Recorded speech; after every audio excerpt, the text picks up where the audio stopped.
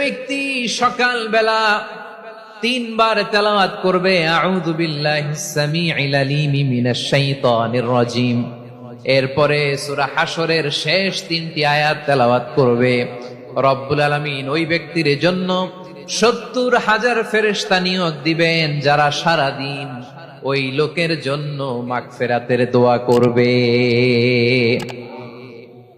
শুধু এখানেই শেষ নয়, বিশ্বনবী ফরমান ওই দিন যদি ওই ব্যক্তিটা ইন্তেকাল করে, সে শহীদ হয়ে কিয়ামতের দিন আল্লাহর সামনে দাঁড়াবে। সকালবেলা যদি পড়েন তিনবার আউযু বিল্লাহিস সামিউল আলিম মিনাশ শাইতানির রাজিম তিনবার পড়ে সূরা হাশরের শেষ তিন আয়াত যদি তেলাওয়াত করেন, তাহলে আপনার জন্য আল্লাহ তাআলা ৭০,০০০ ফেরেশতা নিয়োগ করবে। সারা দিন তারা আপনার জন্য মাগফিরাতের দোয়া করবে।